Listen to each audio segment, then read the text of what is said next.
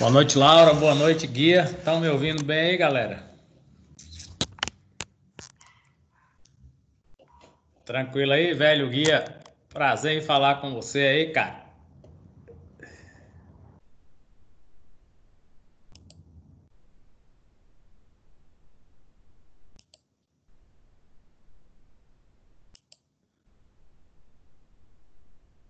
Tá me ouvindo bem aí, Aldeci Guia?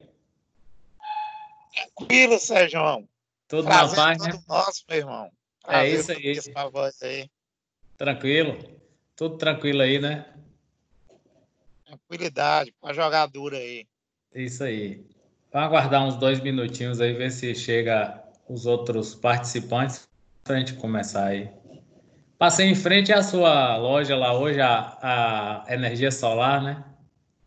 A gente tá lá tentando pagar as contas.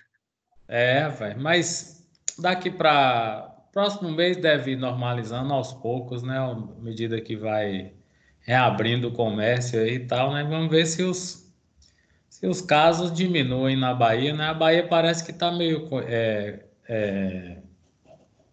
controlado, né? Tá bem controlado. Deus é de abençoar, Sérgio, porque se bater uma crise daquela aí, meu irmão, o negócio vai ficar feio. Tá, tem muita empresa em dificuldade aí, bicho, muita mesmo.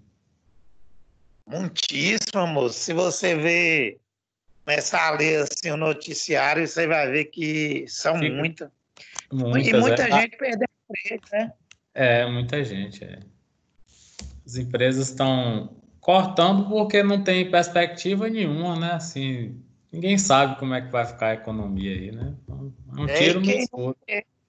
e quem não perdeu, os caras diminuíram o dinheiro 70, 30%, É, corte, é. fizeram acordo para não perder o emprego, entendeu? É, realmente. E bateu essa recessão dessa aí, vai ficar feio, viu? Vai ficar feio, exatamente. Mas vai dar certo. Vamos ter pensamento positivo, Vai, né? Para superar isso aí, porque se todo mundo entrar nessa vibe de ficar triste e baixar a guarda, aí é que complica mesmo, né? Tem que ter. Não é para um só. Pela primeira vez, assim, pelo menos no século XXI, é uma crise que atinge do rico ao pobre, do feio ao bonito, mulheres e homens, é todo mundo, né? Todo mundo está no mesmo barco. Claro que tem alguns que têm uma boa reserva e estão mais protegidos, mas em geral está todo mundo com medo, né? Eu vi um cara numa live de Nando Reis, o cara fez uma brincadeira, tinha gostado das músicas, né? Aí foi perguntou a ele, e aí, rapaz? Tem previsão de quando nós estaremos em um show seu ao vivo e a cores e tal. Aí ele foi e falou: Eu não sei se minha profissão vai existir depois dessa pandemia. Ele fez uma brincadeira assim, né? Porque as pessoas provavelmente vão ficar com medo de grandes reuniões, muita gente junto. Até que tenha uma vacina, ninguém vai se arriscar em grandes reuniões, né? Num show ao vivo com muitas pessoas, aí é difícil. com certeza, com certeza. O pessoal, esse vírus aí serviu de alerta para muita gente, Sérgio. Muita coisa. É para o cara ter uma reflexão melhor sobre a É vida, em tudo, é. porque às vezes, pô, e ainda assim, o homem, ele é tão diferente que ele aproveita esse momento ruim para ganhar dinheiro em cima do suor alheio, entendeu? Tem isso também. Esses caras aí, Aumento, os aproveitadores, né? aumento desmedido de preços, tem uma opção de práticas aí, né, ruins para a própria economia, mas é isso mesmo. Rapaz, para tu ter uma ideia, quando começou essa pandemia, eu passei no mercado e eu comprei, parece que foi 3 litros de álcool gel. Eu lembro que eu peguei o álcool gel, parece que era R$ 5 e alguma coisa. Isso mesmo. Rapaz, essa semana eu passei no mercado, sabe quanto é o litro de álcool gel, Sérgio? Já tá 12, 14, né? R$ 36, bicho. É, né? Um trinta e absurdo. seis reais, Aí né? ninguém vai comprar mesmo, né? Aqui onde eu compro tá na faixa de 15 por aí, tá Mas é bem, meio litro. acho que meio litro, Eu comprei 1 litro. tá caro mesmo, é isso mesmo. Mesmo, né? É. Fazer o quê? E não tem razão para aumentar, né, bicho? Mas eles aproveitam dessa situação aí e vão aumentando o preço mesmo. E um vai jogando a culpa no outro, né? Tipo aqui, você chega ali no É, mercado, aí você vai no dono do mercado, rapaz, que álcool gel cara da porra é esse? Aí o cara fala, não, mas eu peguei do distribuidor caro. Aí o distribuidor fala que pegou da fábrica caro, né? E não há assim, tinha que ter um rigor. é, Deixar que praticamente é uma coisa indispensável hoje o álcool, né? indispensável. Ajuda, mas aí a pessoa pode contornar, tipo assim, é um paliativo lá para a rua, né? Para casa mesmo, a higienização das mãos com sabonete ou um detergente é a melhor prática, né? Deixa o álcool gel só para uma emergência, tipo assim, você sai, vai ao banco, no momento que você fez ali sua operação bancária, você sai, higieniza as mãos e quando você chegar em casa, aí você vai lavar, que é que você vai ter realmente a certeza que tá com as mãos higienizadas, né? Que é o correto. É verdade, Sérgio, é verdade. Mas aqui a gente tem criança pequena É isso, tem que aí a ter, gente fica com aquele receio, entendeu? Toda hora você é, tá usando. tá limpando. Tranquilo, vamos começar aí, né? Daqui a pouco os meninos vão chegando aí. Bem, aqui nós estamos, essa sessão 4.1, ela vai tratar das constituições brasileiras, né? Faz um apanhado assim, superficial, sobre a Constituição do Império, que foi a primeira da história do Brasil. Depois passa pela Era Vargas, ditadura militar, porque aí é uma espécie de anteparo para nós estudarmos a partir do próxima aula a Constituição vigente, que é a nossa de 88. Então, aqui a Constituição de 1824, ela teve uma característica bem peculiar, porque, diferentemente do ideário lá do Montesquieu, que preconizava três poderes, né? O princípio da tripartição de poderes, ela veio com um quarto poder, que era o poder moderador. Então, o imperador Pedro I, ele não aceitou uma redução dos seus poderes, porque no Brasil nós tivemos o anteprojeto da Constituição da Mandioca, que era aquela que o voto seria censitário e com base no fundamento da terra, né? Chamava-se anteprojeto da Constituição da Mandioca por conta disso. E aí esse anteprojeto dos irmãos Andrada, Antônio Carlos e José Bonifácio de Andrada e Silva, eles limitariam o poder do imperador. Aí ele fechou a Assembleia, né? Fez a chamada Noite da Agonia, fechou a Assembleia e aí ele mesmo outorgou uma Constituição. A característica principal dela é essa, ela foi outorgada, ou seja, não foi votada pelo poder legislativo. E o poder moderador era exclusivo, o exercício exclusivo do imperador. Portanto, ele mandava nos demais, era ele que escolhia o poder executivo, que seriam seus ministros, o gabinete, o poder judiciário, e no poder legislativo havia um critério, né, um voto seria censitário, e o critério para se eleger deputado, o cara deveria ter 400 mil réis na conta ou 800 mil réis para ser senador, sendo que para senador era vitalício, tá? Então observe que houve essa excrescência aí do poder moderador, né? Aqui está escrito, né, que ele tinha o direito de intervir nos demais poderes, dissolver a Assembleia, nomear senadores, sancionar e vetar leis, nomear ministros e magistrados. Então a independência dos poderes aqui não existia. E também os depor, né? O poder executivo era dele, ele nomeava os presidentes de província, porque os estados, na Constituição de 1824, eles eram chamados de províncias, né? O poder legislativo era composto pela Câmara dos Deputados, aqui ficou um Ezinho errado, vou corrigir depois, é Câmara dos Deputados e o Senado. Os deputados eleitos pelo voto censitário, então critério de renda, só vota quem é rico, e o senador era vitalício com nomeação pelo imperador. Poder judiciário, ele nomeava os juízes, cargo vitalício, e só podia ser suspenso por sentença do próprio imperador.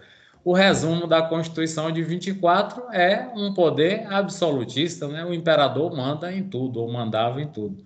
Até a de 1891, que essas prerrogativas dele vão cair, tá? Aí nós vamos ter direito ao voto. Ó, quem poderia votar aqui em 1824?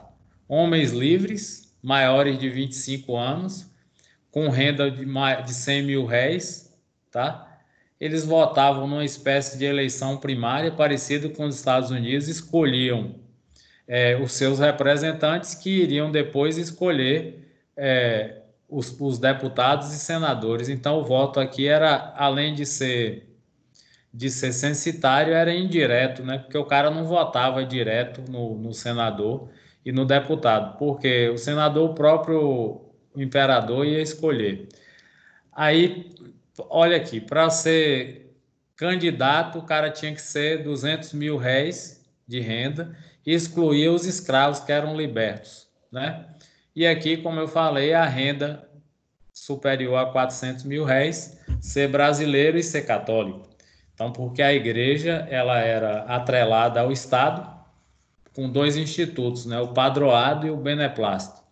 O padroado é a prerrogativa do imperador de escolher os bispos e padres, e o beneplácito é o aceite do imperador nas ordens emanadas lá do Vaticano, né? Então, tudo isso estava previsto na Constituição de 24. Tinha um Conselho de Estado, os conselheiros eram escolhidos por ele também. A capital do Brasil era o Rio de Janeiro, né? Tinha mudado de Salvador para o Rio em 1763. Enfim, essa era a Constituição de 1824. Então, ela tem duas peculiaridades aí: o poder moderador, que é um quarto poder, não existe mais, felizmente, e o fato de ter sido outorgada, ou seja, ela não foi votada nem pela Câmara nem pelo Senado, foi uma imposição do próprio imperador, tá? A, a outra Constituição que nós vamos ter agora é a Constituição de 1891. Boa noite, Leidiane. Tá? Uma outra característica dela no âmbito do direito penal, né? As penas de morte era por enforcamento, prisão com trabalho forçado, banimento, que hoje não tem mais a Constituição atual não prevê mais essas coisas, né? Penas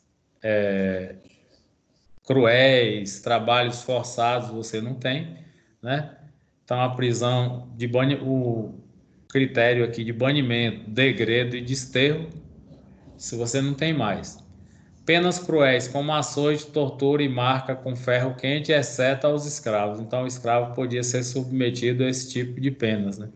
Tá? A independência, a legislação, ele manteve aí, copiou, né, a legislação portuguesa, mas manteve aqui o princípio da legalidade. Esse princípio da legalidade é o artigo 1º do Código Penal, vocês sabem disso, né?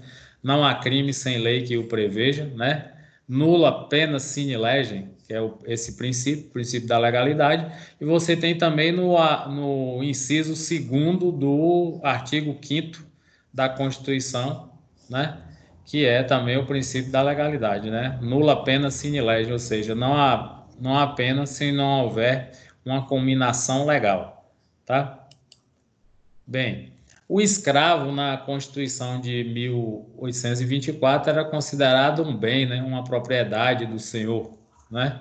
Então, quando ele era o criminoso, aí ele era agente do crime. Mas se ele fosse vítima, ele não era considerado assim, porque ele era considerado coisa, res, né? Então, se o escravo provocasse lesão em alguém, matasse, aí ele estaria sujeito a uma pena.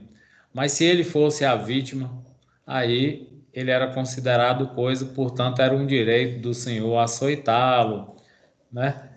Mas havia também uma certa proteção ao escravo aqui, não por uma questão humanitária, mas por ele ser coisa, os donos, os proprietários de escravos, não queriam feri-los a ponto de perder a sua força de trabalho. Então, eles calculavam bem o tipo de açoite que ele ia promover sobre o escravo, né? Então, como a Flávia Lage de Castro coloca, pessoa se for agente do crime e coisa se for vítima, né? Então, era bem cruel realmente, não só o tratamento físico que era dado, como o tratamento humanitário ao escravo, né? Tudo isso na Constituição de 1824.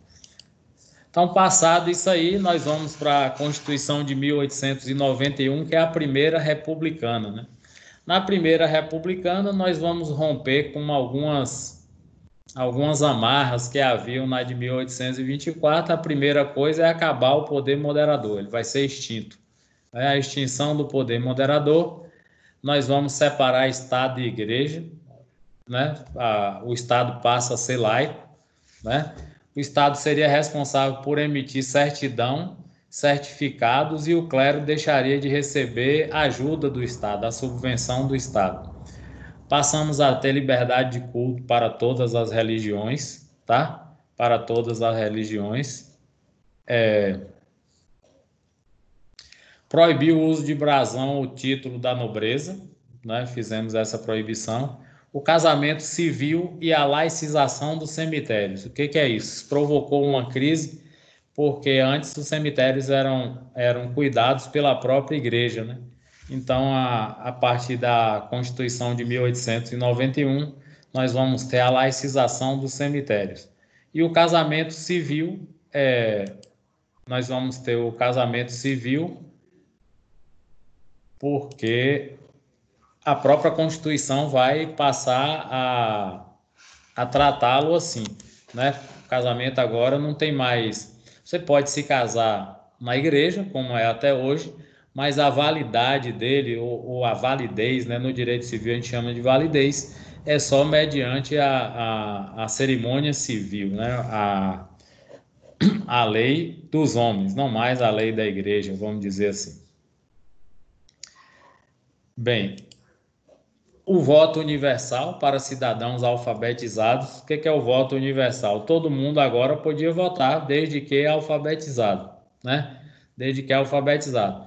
E o poder legislativo passou a ser bicameral. Bicameral é quando nós, como é hoje, né? Você tem Câmara e Senado, tá? Câmara e Senado. Então, isso é que é o legislativo bicameral. A Câmara é a chamada Câmara Baixa e o Senado é a Câmara Alta, né? Nosso sistema é bicameral. Um recebe, tem suas prerrogativas, e o outro também, né? A gente vai ver tudo isso quando a gente estudar a Constituição.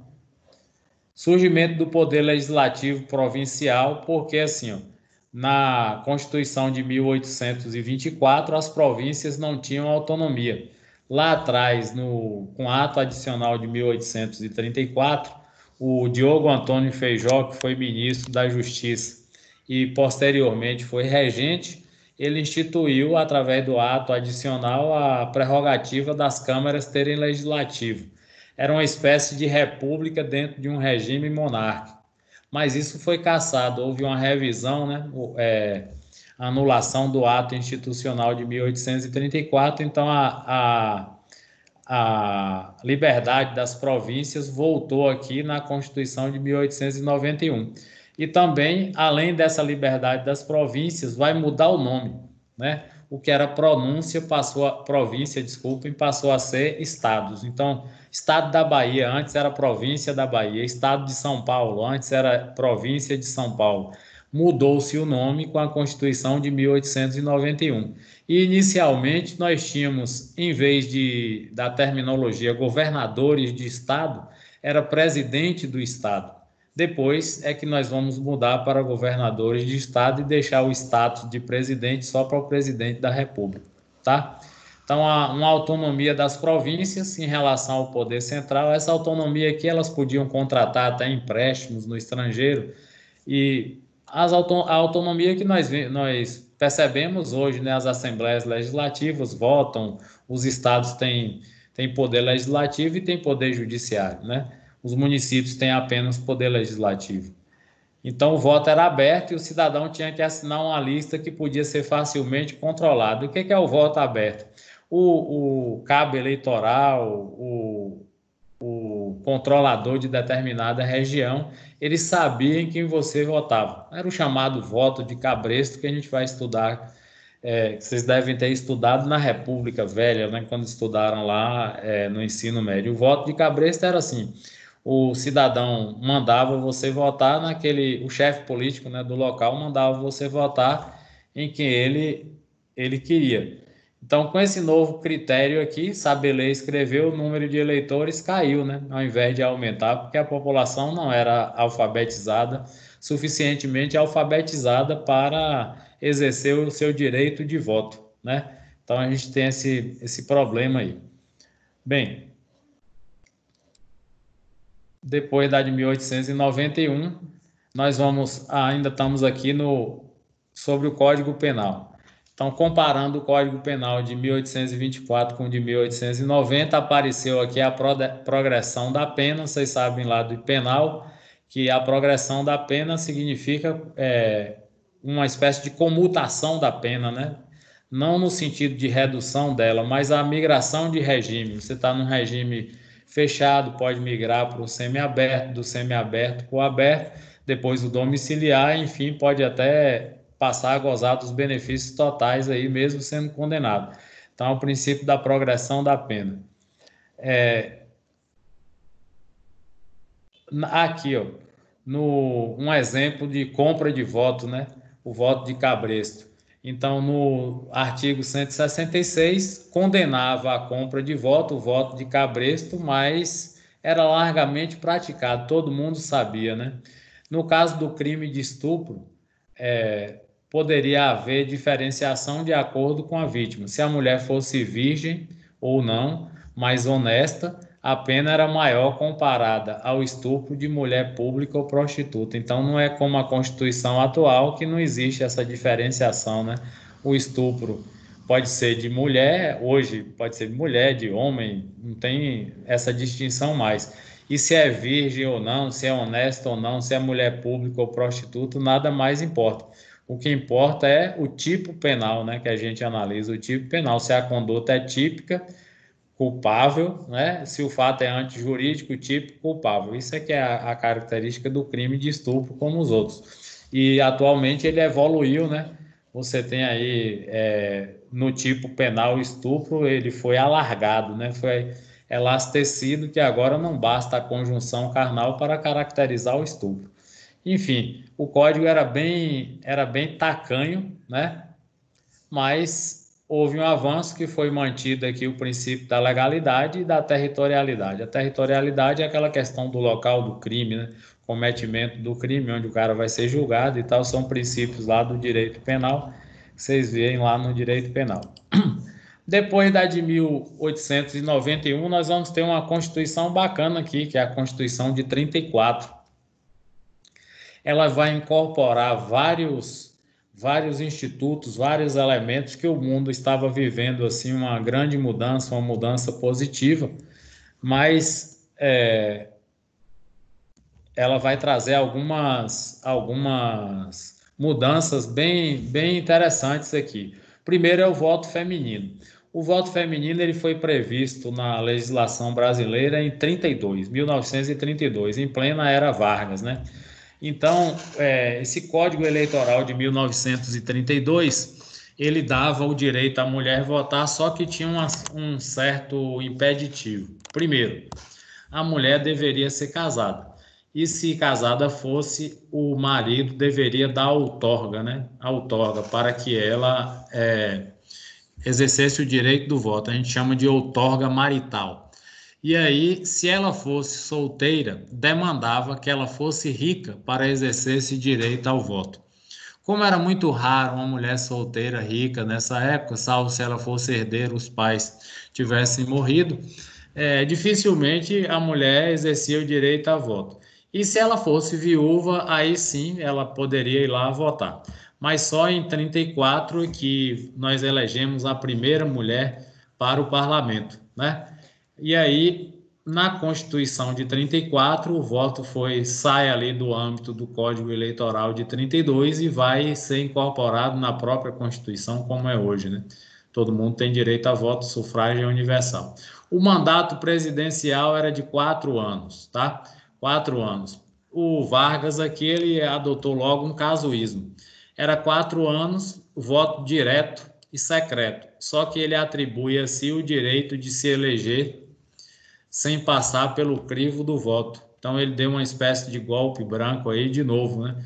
Ele implanta o voto direto, mas na primeira eleição aqui, que seria em 34, visto que ele tomou o poder por um golpe em 30, ele institui o voto indireto para ele. Obviamente que ele foi eleito, ele entregaria o mandato em 1938 para eleições agora sim diretas, só que ele vai dar outro golpe, a gente vai ver aqui no próximo slide. Então, o sufrágio era universal, voto secreto direto por maioria. Estabeleceu o ensino público gratuito e obrigatório, o ensino primário aqui, tá?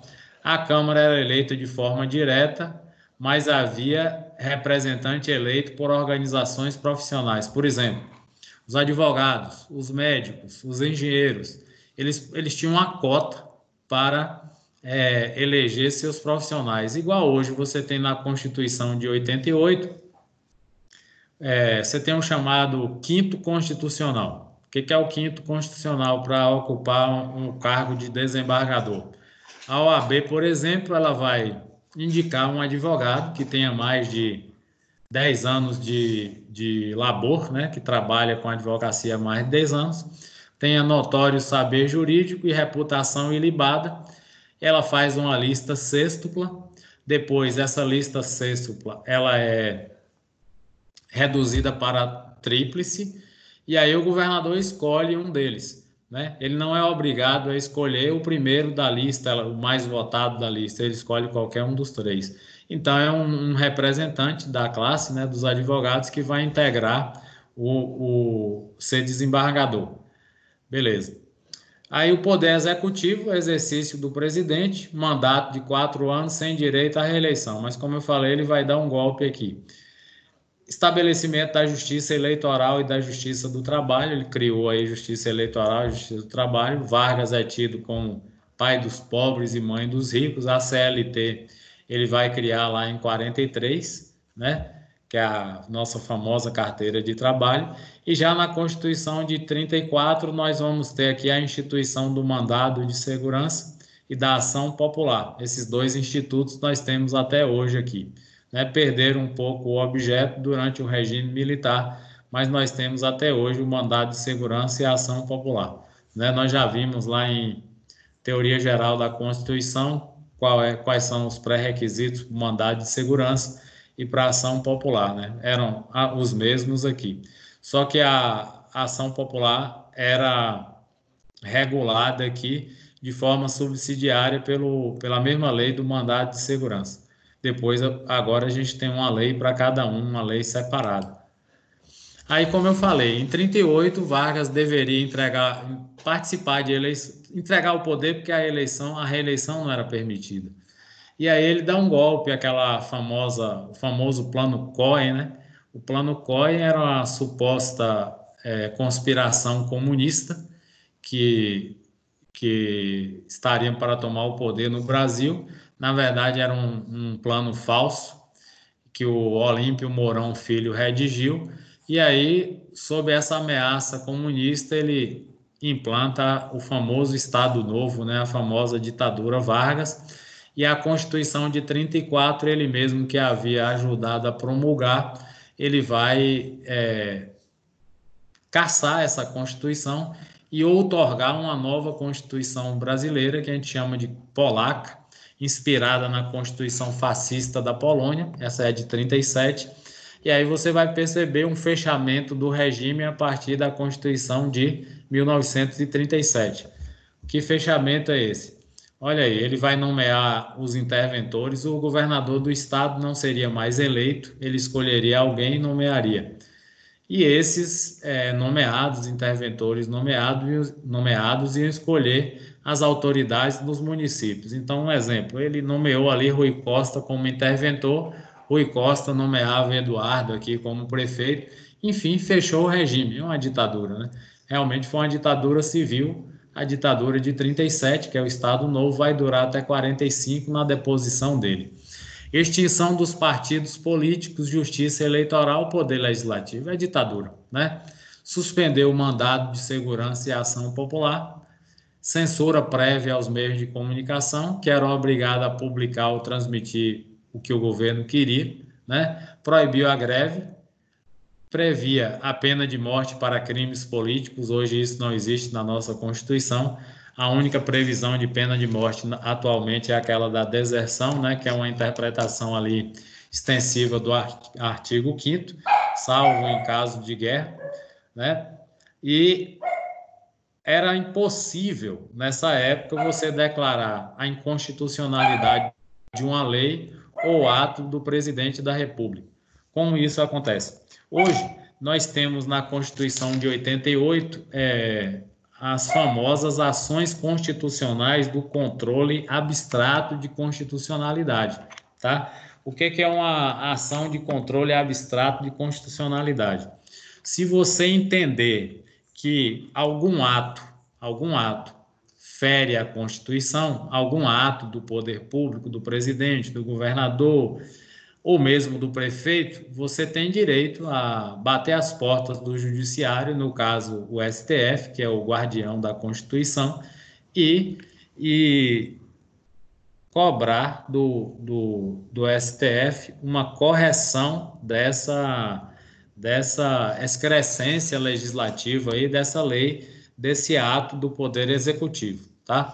Então, nessa época aqui não havia esse controle de constitucionalidade concreto, abstrato, é uma matéria aí de Constitucional 2. Eu não sei se vocês estão dando Constitucional 2, salvo engano, o pessoal do terceiro semestre está dando essa disciplina de forma virtual. É bem interessante. Você tem as ações do controle de constitucionalidade concreto, que nós falamos bastante no semestre passado, que é a ação popular, o mandado de segurança, a ação civil pública, o habeas data e o próprio habeas corpus. Já no controle concentrado de constitucionalidade, o controle abstrato, esse controle ele afeta a toda a população. É aquilo que a gente diz que a decisão do STF ele terá efeito erga omnes, né? Ele vai afeta a toda a população, erga omnes.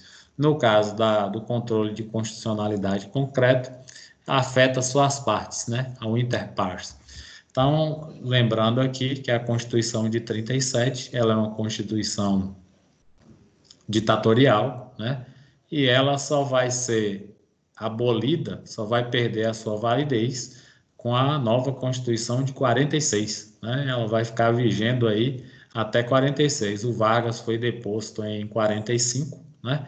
Ela vai ficar aí até 46. Aí vamos lá, a de 46, também é uma Constituição bonita, foi bem elaborada, democrática, liberal. Então, ela vai ter aqui mandato presidencial agora sem direito à reeleição, 5 anos, eleição direta para todos os cargos, né, executivo, legislativo, em todas as suas esferas, federal, estadual e municipal. A adoção do federalismo, por que a adoção do federalismo? Durante o período do Estado Novo, da ditadura Vargas, houve um fortalecimento exorbitante do poder executivo, como nós vimos aqui, né? Olha aí o que ele fez, né? Ele trancou tudo, né? Extinguiu todos os partidos, fechou a Assembleia, nomeava governadores ou interventores, melhor dizendo, e tudo isso fez com que a Constituição de 37 se constituísse num regime ditatorial. A de 46, não, você volta o federalismo distribuindo ali aos poderes os seus direitos, né? Aí toda e qualquer medida deve ser consultar o Congresso Nacional, como é hoje, né? Você tem aí as três instâncias de poder, executivo, legislativo e judiciário, a ampliação do voto feminino, né? Antes tinha quem ocupava cargo público e remunerado, aquela condição que eu falei, que a mulher deveria ser rica, emancipada para exercer o direito ao voto. A partir de agora, a mulher vai ter aí o direito amplo, né, o sufrágio universal, não mais vai ser limitada pela, pela própria Constituição. Agora, de 46 em diante, as mulheres vão ter direito ao voto normalmente. Aumento de cadeiras na Câmara dos Deputados. Atualmente, pessoal, funciona assim: cada estado, a representação dele na Câmara, ela é de acordo com o número de eleitores. Então, você tem o máximo de 70, que é São Paulo, que é o estado mais populoso do Brasil e, consequentemente, é o que tem o maior número de eleitores. Depois é Minas Gerais, terceiro Rio de Janeiro e quarto Bahia, né? A Bahia é o quarto maior colégio eleitoral. Então, o que acontece? Há uma proporcionalidade e o estado que tem mais deputados é São Paulo, são 70. Quem tem menos não pode ter menos de 8, né? Isso é previsão constitucional, não pode ter menos de 8. O Acre tem 8, né? Bem pouquinho, que é um estado pequeno, né? A adoção do pluripartidarismo, porque em 37 o cidadão lá fechou tudo, né? Impediu os partidos de funcionar, então só tinha o partido dele, né? E a liberdade de expressão ficou consagrada aqui na de 46. E as conquistas na legislação trabalhista. Já ali ele começou a ser considerado o pai dos pobres, porque criou o salário mínimo, aquelas coisas que nós já tínhamos, passamos a ter bem. Admitir o convidado aqui. Passamos a ter bem evidente aqui a partir da Constituição de 46. Bem, mas ele manteve o que a gente chama de corporativismo sindical. O que é isso? Os sindicatos, eles eram atrelados ao Estado, tá? Esse atrelamento ao Estado significa que para uma categoria ela fundar um sindicato, ela dependia da autorização governamental. Então, se ela dependia da autorização governamental, é óbvio que o governo iria dificultar a criação de alguns sindicatos de categorias que ele entendia como nocivas ou que seriam perturbadoras à ordem ou que contestaria essa ordem vigente. Portanto, ele dificultava isso aí, né? Hoje, como é que funciona? Os sindicatos eles só podem ter numa circunscrição, né? A própria CLT delimita isso, Constituição e CLT, que é a consolidação das leis do trabalho. Então, Brumado, você tem ali o Sindicemb, né? Que representa os professores. Não pode ter outro sindicato aqui em Brumado com as mesmas atribuições sindicais que o Sindicemb. Pode ter um outro parecido com o Sindicemb em Vitória da Conquista, mas aqui não, tá? Isso significa a mesma circunscrição. Então, você pode ter algumas categorias, tem até divergência de sindicatos, mas não na mesma circunscrição, né? Isso aí está consagrado na Constituição e na própria consolidação das leis do trabalho, tá? Então, a manutenção do corporativismo sindical é isso. Era o governo que controlava, era uma prebenda aqui do Estado. Já no nosso caso atual, não. Qualquer categoria pode fundar seu sindicato, desde que não ofenda esse princípio aí de um sindicato para cada circunscrição, tá? Aí nós vamos para a Constituição de 67, que é a Constituição da ditadura militar, né? A Constituição vigente era de 46, mas eles começaram a governar com os atos institucionais, né? Os atos institucionais, eles praticamente romperam com a ordem constitucional vigente, porque desconsideraram todas essas garantias da Constituição de 46. Então, quando João Goulart foi deposto, eles baixaram logo o ato institucional número 1, vai dar todo o poder aos militares. Então, substitui Senado e Câmara gradativamente, vão perdendo seus poderes até quando serão fechados. E aí, através dos atos institucionais, o governo militar vai passar a aplicar a lei agora dentro de uma perspectiva de estado de sítio. Né? Estado de sítio, ela está previsto na Constituição atual, mas só em casos extremos. A gente vai estudar isso lá na Constituição de 88.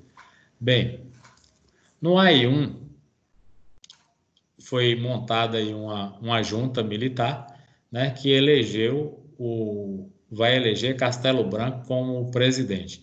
De início, pensava-se em restituir o poder para os civis com pouco tempo. Só que aí a ditadura militar ela ficou aí por 21 anos, né? Precisou você ter uma crise econômica gravíssima, uma crise institucional gravíssima, o país não decolava, não tinha solução, né? A repressão era muito forte para quem se insurgia contra o regime, a tortura, mortes, desaparecimentos. E do ponto de vista econômico, havia ali, principalmente a partir do governo Médici, o famoso Pra Frente Brasil, o milagre brasileiro, que na verdade não foi milagre, foi só um crescimento da economia baseado em empréstimos estrangeiros. O fato é que em 85, quando a ditadura acaba, nós tínhamos uma dívida externa enorme, nós tínhamos recessão, nós tínhamos uma inflação de 234% ao mês, nós tínhamos desemprego e dívida externa. Então, foi uma conjugação de elementos nocivos, né? Tanto é que, do ponto de vista sócio-histórico, a década de 80 é considerada a década perdida, porque saem os militares do governo e vai entrar José Sarney, que vai ficar de 85 até 89, e depois veio o Collor, né, que uma das medidas vai ser caçar a poupança. Essa semana pediu até desculpa aos poupadores. Enfim, realmente foi a década perdida. Provavelmente a gente vai entrar em uma outra década perdida agora, mas enfim, aí é outra história. Bem, voltemos aqui aos nossos atos institucionais. O decreto de estado de sítio era a previsão legal. No AI-2, os militares vão ter poderes permanentes, extinção de partidos políticos, né? E vários opositores vão ser inelegíveis. É cassação pura e simples. Muita gente foi para o exílio, muita gente presa, muita gente morta, né? Os atos dos comandantes militares, tortura, desaparecimentos, eles fingiam que não vinha, a justiça era dependente deles, todo mundo com medo. Cassação de direitos políticos, né? Permissão de liberdade vigiada, você ia fazer uma reunião numa escola, por exemplo, tinha que pedir autorização à autoridade e a autoridade suscitava a permissão da autoridade militar, né? O direito de ir e vir foi suspenso, então toda e qualquer reunião, por exemplo, uma reunião na escola com 20 pessoas, eles queriam saber o que era. Aí você tinha dedo duro dentro das escolas públicas, né? Os X9, né? O AI-3, nós tivemos aí a adoção da eleição indireta nos estados. Já no AI-1, nós tivemos a instituição da eleição indireta para presidente da República, né? Enfim, no AI-4, ele convocou o Congresso, aqui fala para votar a Constituição de 67, porém não é uma convocação para votar, é um referendo, né? Quem ia votar contra um regime militar, o regime do prendo e arrebento? Ninguém ia ter coragem de fazer isso. Portanto, foi um mero referendo convocatório que a Câmara e o Senado se reuniram, e aí você já tinha ali, dentro da estrutura de poder, né, os dois partidos, era bipartidarismo, tínhamos o MDB e a Arena era o partido do governo, e o MDB era o partido da oposição. Era uma espécie de partido multi multi-ideológico, né? Você tinha de comunistas a direitistas moderados dentro do MDB. Aí, mais tarde, com a instituição do pluripartidarismo, isso vai virar vários partidos, né? O Partido Comunista estava na clandestinidade, né? Era na ilegalidade, também na clandestinidade, porque eles vão passar a fazer os atos considerados atos de terrorismo mais à frente. Então, aqui, a síntese desse período do regime militar é governar pelos famosos atos institucionais. A legalidade foi para o saco aqui, né? Não tinha.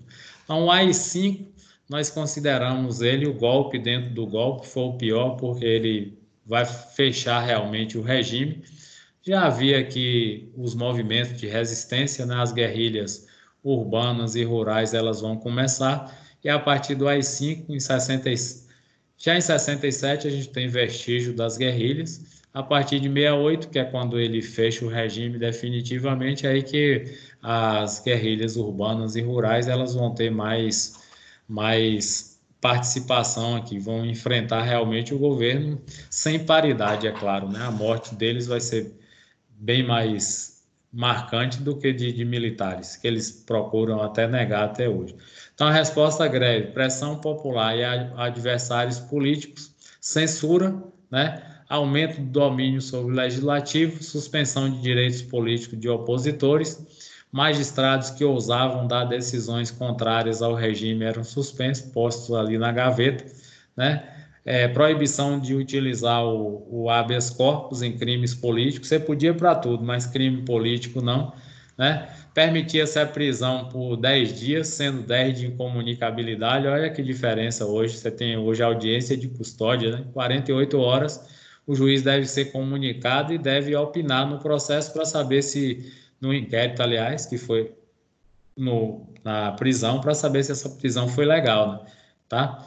Então, aqui vão escurecer a questão da tortura, enfim. O AI-5 é chamado de golpe dentro do golpe, é um endurecimento do regime.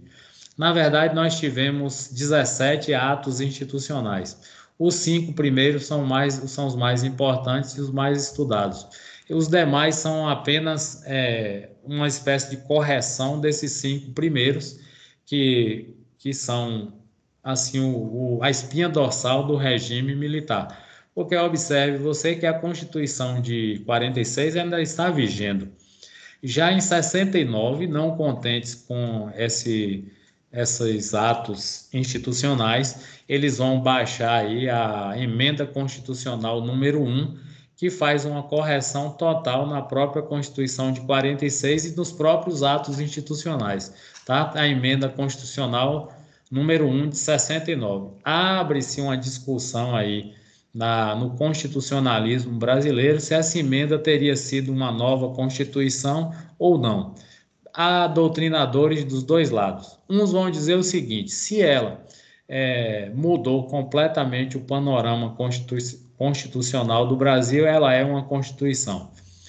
Outros, esses são maioria, eles vão dizer o seguinte: se não houve um processo legítimo de escolha, se não houve a instituição de um poder constituinte originário, vocês sabem, a gente estudou lá, o poder constituinte originário é aquele que institui a Constituição.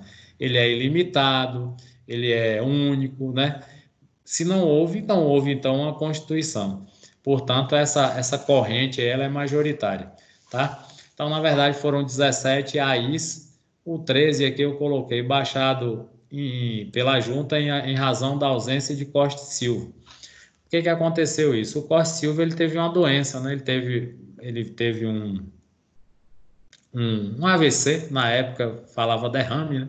Ele teve um AVC e o vice-presidente de Costa e Silva era Pedro Aleixo. Pedro Aleixo era um civil.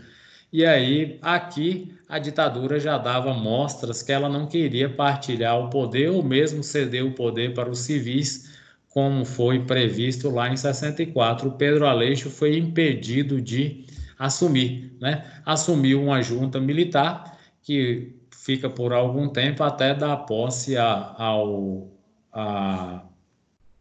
Médici, né? Que é o Emílio Garrastazu Médici, que é o terceiro presidente, foi o período mais sangrento da história da ditadura, né?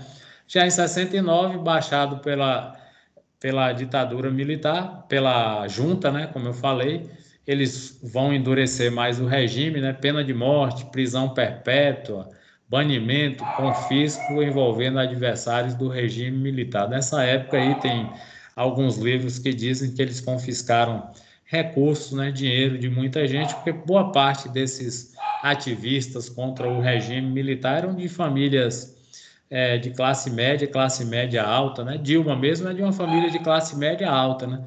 Proprietária de apartamentos, casas em Minas Gerais. Teve vários membros ricos e também tinham pobres, muitos pobres, mas que eles caçavam e a galera passava a mão no dinheiro.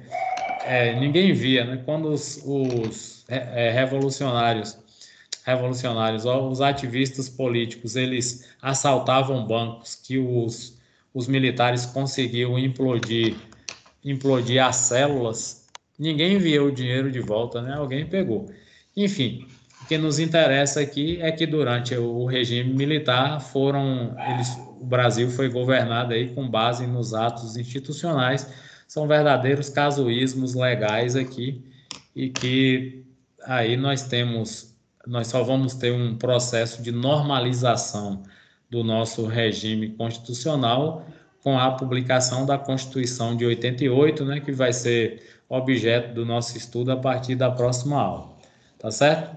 Então vou dar alguma dúvida aí, gente? Vou dar uma recapitulada aqui para quem chegou na sala depois. Alguma dúvida aí? Alguma dúvida aí, Gerlando? Cadê a Ana Carolina? Não apareceu na área hoje. Oi, Sérgio, boa noite, turma. Tudo bem, doutor? Estava aqui. Ah, tá. E aí, tudo tranquilo com você? Como é que tá os casos de Covid-19 aí por Livramento? Tudo normalizado? Rapaz, estamos aqui na expectativa de melhora, mas acho que nós erramos, nós daqui, a escolha da direção desse país, né? Eu vejo uma opinião própria. E aí nós erramos porque nós não estamos em uníssono para a solução do problema, né? Então, essas divergências Isso. que repercutem nos municípios, para mim, agravada aí pela situação dos brasileiros, de um país de terceiro mundo, onde alguns teimam em ignorar e não buscar o conhecimento, e não aceitar isso como solução. E aí nós temos as aglomerações e tal, isso é razão para a gente preocupar, mas está aparentemente sob controle.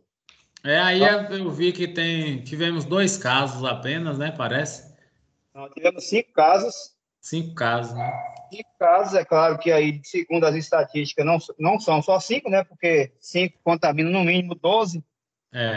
A gente tem hoje com uma preocupação, acho que da região é importante você colocar isso, essa situação de Guanambi, né, Sérgio? Guanambi, Porque se eclodirem mesmo esses 14 casos, vier a se confirmar. E Guanambi é um centro aqui, junto com Vitória da Conquista, né? Muita gente viaja para essa região. É um fator complicador, né? Porta de acesso aí para São Paulo, de saída para São Paulo.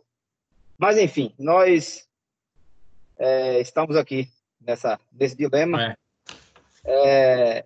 Valeu a aula, muito boa. A gente, fazendo aí um comentário rápido a respeito do sindicato, quem representa, em Brumado há uma disputa entre o sindicato local e a PLB. Isso. Mas aí há a intervenção de juízes e tal, justamente para interpretar esse quesito da Constituição, né, e fazer aplicar a lei, principalmente otorgando à categoria o direito de se sentir representado aí por quem, né? E felizmente a gente tem tido assim um distanciamento desse controle dos gestores sobre a categoria, mas ainda acontece muito, porque os gestores chegam e acham que mandam, né? Tanto o federal, o governador do estado, e as categorias permanentes, concursadas, não pode submeter aos interesses partidaristas, politiqueiros, né? Exato. E, Mas enfim, aí é uma matéria constitucional, né? Tá na Constituição e na própria CLT, você sabe disso, porque você faz parte da PLB, não é isso? exato, exatamente. É isso aí. E que vale a nossa Constituição, né, que nós vamos estar estudando na próxima, estudar com É você isso. é interessante, eu quero ter a oportunidade de estar assim, explorando bastante. Esses quesitos a gente precisa ir aprimorando, e, infelizmente, a Constituição, apesar de ser nossa lei maior, é pouco conhecida pela maioria absoluta dos brasileiros, né? Exato. Isso mesmo. E aí, Gui, algum comentário aí sobre a aula? Grande Sérgio. O que eu tenho a dizer é simples, né? Eu acho que houve uma inversão daquele tempo para o que a gente vive hoje. Tipo Como aqui, assim? o presidente que foi eleito democraticamente pelo povo brasileiro não está podendo governar o país por conta do STF. O cara faz uma coisa, o STF desfaz. Quer dizer, não está havendo harmonia entre os poderes, né? O que devia ter, a Constituição não está sendo levada a Respeitado. sério, eu vejo. Entendi. Não, na aula de vocês, eu até comentei isso. Não sei se foi porque quando da proibição lá da nomeação do Alexandre Ramagem, eu não sei se comentei na turma de vocês. Eu falei o seguinte, olha, eu não votei no atual governo, mas eu entendo que, assim como eu fui contra quando Gilmar Mendes impediu a nomeação de Lula lá atrás para ministro da Casa Civil de Dilma, fui contra por entender que houve uma violação nesse princípio aí, porque o artigo 84 da Constituição ele dá as prerrogativas para o próprio presidente nomear os seus assessores. Depois a gente teve um outro precedente que foi com Carmen Lúcia, quando ela proibiu que a Cristiane Brasil assumisse o Ministério do Trabalho em Temer, né? E finalmente a gente teve isso aí. Então, o que aconteceu para que se chegasse a isso foi a própria não, a sociedade não é, como o Gerlando falou, não é suficientemente informada pela Constituição e deixou-se levar assim pela questão política de ocasião, né, não sabendo que aquilo poderia desaguar numa crise até de governabilidade, se chegasse a esse ponto que chegou. Você tem conflito entre poderes, que não é bom para o próprio exercício da democracia, né? Chegou a esse ponto. Então, naquele momento da proibição que o Lula assumisse a Casa Civil, abriu esse precedente. Na verdade, é bem pior, porque o precedente ele só é considerado constitucionalmente se ele for votado em plenário. A chamada reserva de plenário, ela está prevista ali no artigo 97 da Constituição, e no caso tanto do Gilmar Mendes quanto de Carmen Lúcia e agora de Alexandre Moraes, foram decisões monocráticas, né? A decisão monocrática, ela deve ir a plenário e ser referendada em plenário para que ela tenha, que isso entre como realmente um precedente judicial e passe a figurar no ordenamento jurídico. Isso não foi feito. Então, por isso que o próprio Marco Aurélio criticou, né? Porque quando a gente fala isso, a pessoa pode até interpretar assim, não, fulano está tomando partido de determinado governo. Não é.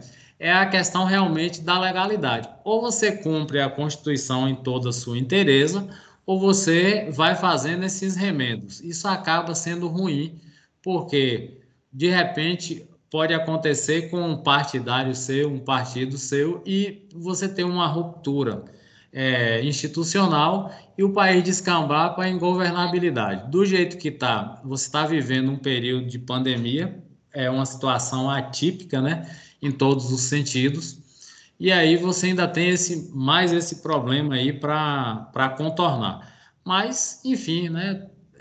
Tá aí, vamos ver o que é que vai acontecer quando realmente normalizar essa situação, se esse atrito entre os poderes eles vão deixar de existir, né? É para o bem da própria Constituição e do próprio país, né? Assim eu entendo. Teve outra decisão aí, Sérgio, do STF, dando uma autonomia aos governadores e, posteriormente, aos prefeitos, né? Relacionado A questão do direito de ir e vir. Mas esse aí, Gui, aí você já tem, nesse caso, você tem ali uma previsão legal, não, porque assim, quando você trata da gestão da coisa pública, a partir do artigo 20 até o 26, existem situações, como agora, situações excepcionais, que a competência é concorrente, tá? Competência concorrente é quando você tem os três entes federados podendo arbitrar sobre determinada matéria. É óbvio que no nosso regime presidencialista há uma certa prevalência da União com relação aos outros dois entes federados, que é os estados e os municípios. Mas nesse aí há menos lesão do princípio da tripartição de poderes, como a ingerência quando se trata de nomeação de auxiliares. Aí, nesse caso, há até uma certa flexibilidade até da lei para que isso seja aplicado, entendeu? Então, isso aí é mais flexível.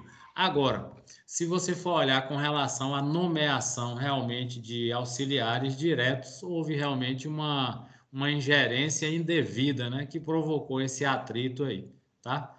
Mas isso eu creio que se resolva aí ao longo passando essa questão da pandemia, é de bom tom que os próprios entes sentem-se à mesa, né, e vão organizar isso, porque a gente vai ter um desafio maior, que é reorganizar a economia e consertar a saúde, né, tem que todo mundo estar, pelo menos, irmanado nisso aí, para tentar sair dessa situação que não vai ser fácil. Se está difícil agora, mais difícil vai ser depois, porque agora as forças estão em espécie de hibernação, né? Todo mundo está aguardando. Os atritos políticos existem, mas em menor grau. A piora vai ser se, depois que saísse, os governos nas três esferas não tiverem uma saída, né? Uma solução para o que vem aí depois, que vai ser, acho que, bem pior. Isso é previsão de todo mundo, né? E você, Leide, vai opinar aí na aula ou não?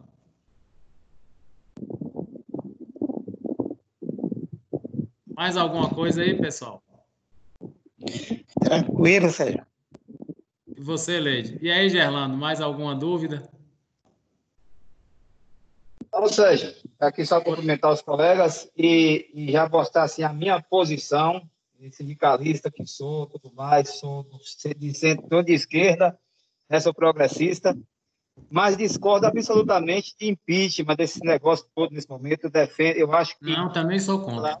claro que a gente tem que ser responsável, o presidente também precisa ser, evitar estar falando besteira, evitar cometer os crimes de responsabilidade, né?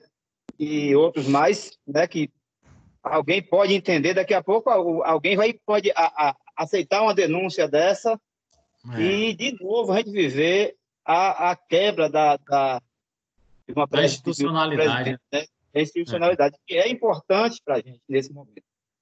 Que realmente que as coisas se acertem, que as pessoas que se divergem, aí eu cumprimento o colega Guia, as pessoas que se divergem possam se respeitar, mas a gente ter um objeto em comum, que é o bem-estar de todos os brasileiros, né? Isso aí. Porque, assim, na questão da institucionalidade, você tem aí, como você colocou, os dois lados, né? A meu juízo, desde a deposição da Dilma, que o Brasil entrou numa situação crítica, né? O que a sucedeu no caso Temer foi um governo desastroso, não conseguiu implementar as supostas reformas, e aí você teve no início desse governo o erro. Um dos erros foi dar a Paulo Guedes toda essa autonomia e ele não está conseguindo entregar, né, o que ele achava que faria. Então você tem aí, mas enfim, vamos aguardar, né, o que é que vai dar daqui para frente. Vamos torcer para dar tudo certo, né? Beleza?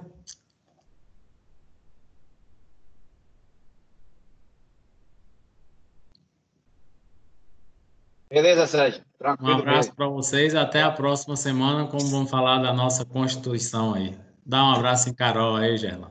Você vai Você, patrocinar comigo. Diga, guia. Diga, amigo. deixa eu te falar, a tua atividade está em qual aula? Eu coloquei lá na pós-aula da 3.3. Beleza, valeu. Viu? Aí você pode fazer até. Ver se consegue mandar até sexta, que eu já quero publicar logo para a gente ficar livre disso, ficar só com a avaliação. Viu? Tá bem Tranquilidade. tranquilo lá. Ô, Beleza? Sérgio. Ô, Diga. Sérgio, Pode ser até sexta, né? Pode ser até sexta, pode. beleza, eu tava Valeu. É. querendo falar isso, Sérgio, porque eu acabei restaurando meu celular ontem, rapaz, e estava salvo no celular. Perdi tudo. Pronto. Vou refazer hoje. Você pode Gerlando, fazer com meu irmão, Carol. um abração aí, viu? Pode Um fazer abraço, com Guilherme. Carol. Outro. Pode fazer com Carol, Gerlando. Ah, beleza, Jorge. Leidiane tá no computador, tá assistindo a aula, Sérgio. Ah, tá. Pode falar. Eu Pode acho que ela fazer. tá. É. Beleza, então. Um abraço para vocês e até a Valeu, próxima. valeu. Tô de Um bom. abração aí, Gerlando. Fica com Deus, meu filho. Abraço você também, Guia, e obrigado aí. Vocês estão na linha de frente, se expondo. A população precisa entender que o sistema de saúde tem que, nesse momento, funcionar para aqueles que precisam, que a gente precisa tanto, que é segurança, alimentação, né? E aí a gente é grato Verdade. a Eu você. acho que nessa hora, né, tinha que ter a união, né? Que tá faltando um pouco, mas. E o respeito também da população, que às vezes o cara tá lá no. Baixa a porta do bar, quando você chega lá na porta, tá entupido de gente lá dentro, De no gente, quintal, pô. Tá acontecendo isso aí mesmo. E aí É. vocês expõem suas famílias para... Aí, desculpa a expressão, mas vagabundo tá se expondo aí à toa e colocando todo mundo em risco. É complicado isso. Verdade. Beleza, Mas, gente? né? Valeu, meu irmão. Um abração, fica com Deus. Sérgio, valeu, meu irmão. Um abraço, irmão. Tá, tchau. Tchau. Deixa eu desligar aqui.